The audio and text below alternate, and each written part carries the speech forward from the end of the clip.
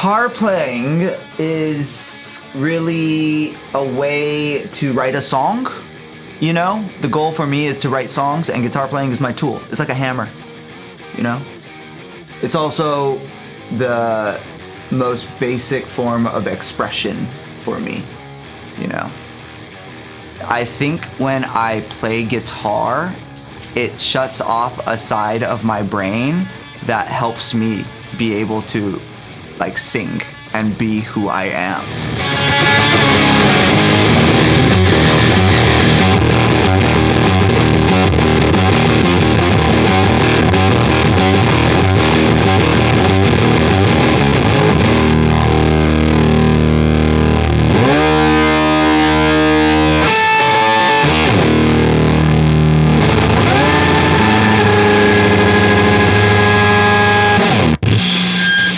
My first introduction to playing music was the ukulele.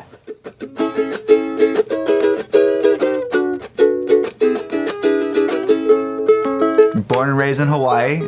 I think in other schools they give you like a flute recorder. In Hawaii they gave you a ukulele.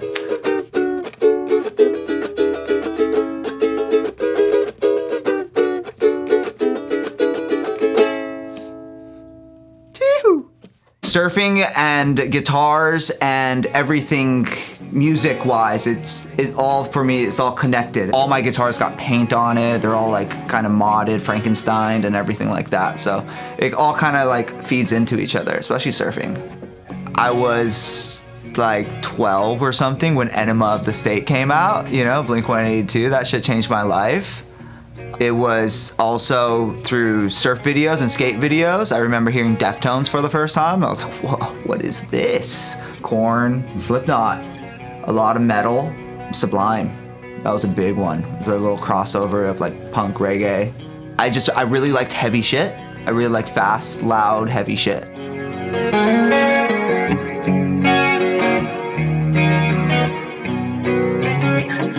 Jelly's music in Hawaii. And I remember buying the Ernie Ball thing, and I just loved it because it was neon. I love neon. It was the color for me because my dad's surf shop, you know, like his kind of brand is like very 80s looking, you know what I mean? And Hawaii in the 90s is basically the 80s, you know, everything's kind of like 10 years behind over there. So it just like, somehow it just reminded me of like action sports or like, you know, Back to the Future or some shit, you know, like, but I just do 10s now and been getting into lower tunings, you know what I mean? So the Mammoth one I like, yeah.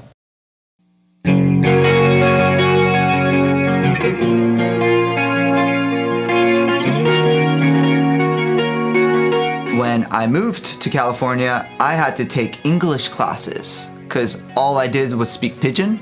And Pidgin is like the Hawaiian slang. They'd be like, oh, brother, how's it going? Oh, yeah, any kind. I'm gonna go later. We connect attack afterwards, yeah?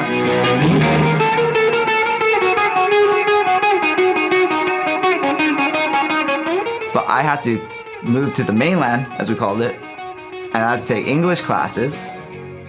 And all I did was hang out with surfers and skaters. So I just have this Southern California accent, like, hey, yeah, dude. And sometimes I hear it, I'm just like, oh, dude, is that what I sound like? But then at the same time, I'm just like, yo, that's me. Like, fuck it. Like, I'm just gonna lean harder into that. That's who I am.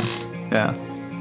Yeah. Just gotta be you, bro. Just gotta be. Dude, MXPX, let it happen, bro. That's what it is, dude. Just gotta let it happen.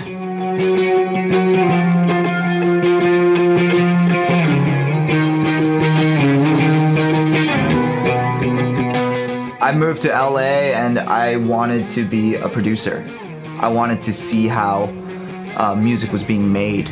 I was working at King Size Sound Labs, and then I eventually moved and became engineer assistant dude for this dude, Rob Schnaff. At the end, you know, we'd get out at like 10 p.m. I would learn how to use the gear by writing songs. And the first songs that I wrote were basically the first record for Fidlar.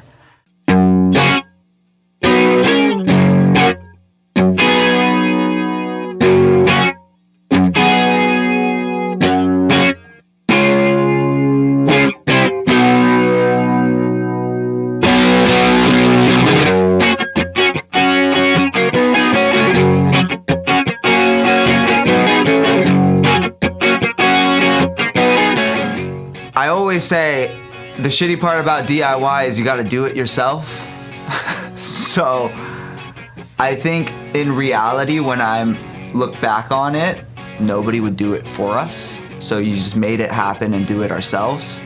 We would set up in parking lots, and we would set up under overpasses and skate parks, and all the gear would be plugged into an outlet that's 50 feet away next to the public bathroom that you find, you know what I mean? Like, so the approach of just like figuring out how to do it no matter what is brought in not only to playing music, but it also comes into the writing. I only know a couple chords, you know, but I know how to play them well, and we'll figure out how to make music no matter what.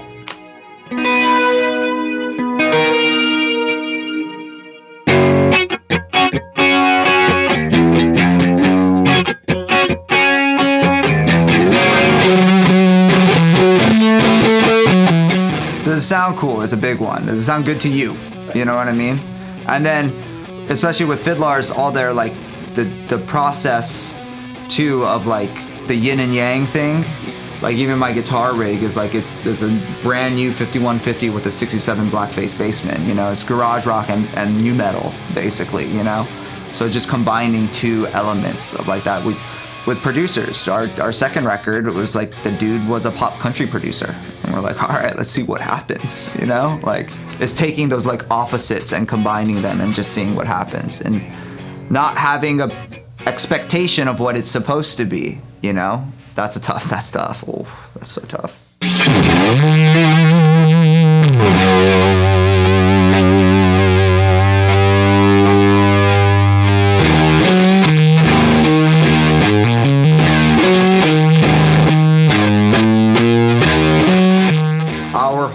Fidlar's whole thing that we spend most of our time doing is our live performance, and that is an actual physical thing you can go to.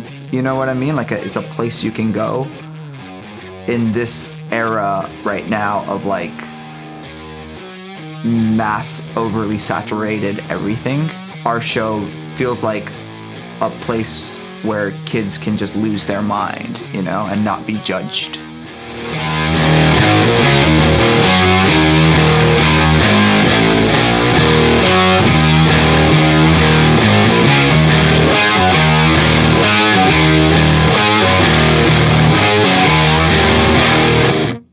I write a lot of music surfing in my head. When I'm out there in the water, I'm thinking of melody and lyrics, and sometimes I'll sing. Drive fucking people nuts out there, dude. But they're all kooks anyways, so they can get off my wave, you know? The most important part is I didn't realize until recently is the drive back home. That drive back home, I don't listen to music.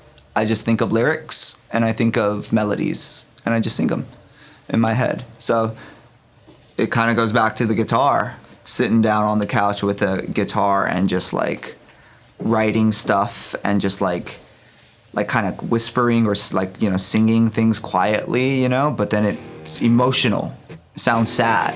And then I'm like, how do I not feel like this? Oh, major key, faster, louder, distortion, boom.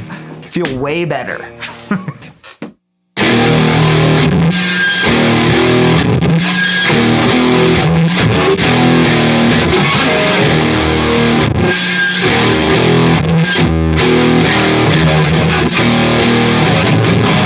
Sometimes songs come up from playing the guitar. Sometimes, like, for an example, we have this song called Fuck Shit Up, and it's probably one of our most heaviest songs, you know? And I wrote it actually on piano because it's the two white keys that are close together. I was like, I want to write a song that's... How do you write a song with that? You know what I mean? So it's just like a little weird little challenges like that. So I just try to think of something that can be hard, and I just try to make it as dumb as possible.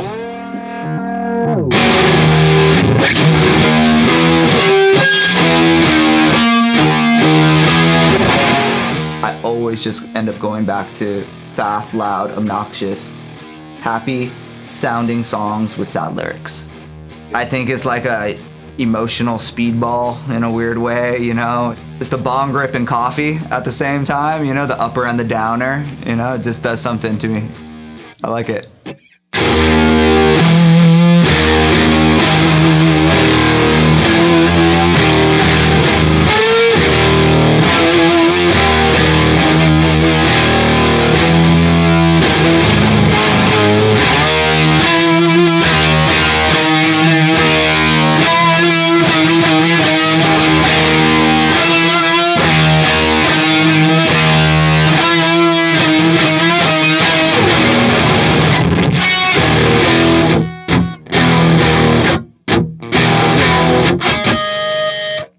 I will say this about starting a band now. I think your biggest asset right now in 2023 is playing live. I think it all boils down to performing your music live right now. The only way you get better at something is by doing it over and over and over and over and over and over again, you know? So play as many shows, and it doesn't matter if there's one person up there or there's 1,000 people out there. Like, I enjoy it when it's less people. We call it the RIFF system, the RIFF. Remember, it's for fun. You know, every time there's like 10 people out there, you're like, all right, man, the RIFF system's in effect, you know? And you play like you're in a fucking stadium, you know? You just like go even harder, you know? So playing shows, building it up, it takes patience, hard work, and you just keep doing it. And you get one fan, and then you get another fan, then you get another one, and then you lose them when you put out your second record, and then you get more, and then you lose them when you lose more when you put out your third record, and you just keep going and keep going and keep going. You know what I mean? You're right here, right now. You're not anywhere else. I think for myself included, and for a lot of artists, is that they want to be big right now. And I'm sorry to say that I've had everybody in my entire career say what I'm about to say is that you'll never be as happy as you are right now. But the reality is, like, when I was like fucking sleeping on the floors and going on tours with my best friends and getting into all kinds of trouble and getting our van broken into and shit like that, those were like the funnest times of my life, you know? So I would have enjoyed it more.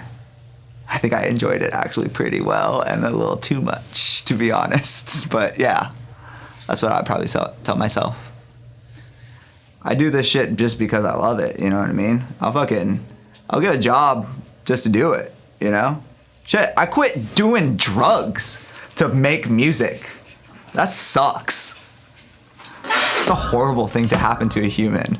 It's bullshit. Did it get harder to write after? Oh yeah, it got so hard to write music when I stopped doing drugs.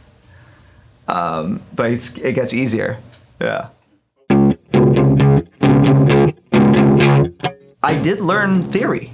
You know, I know my theory. Like, and that took intention to learn it. You know what I'm saying? And then it also takes intention to unlearn it.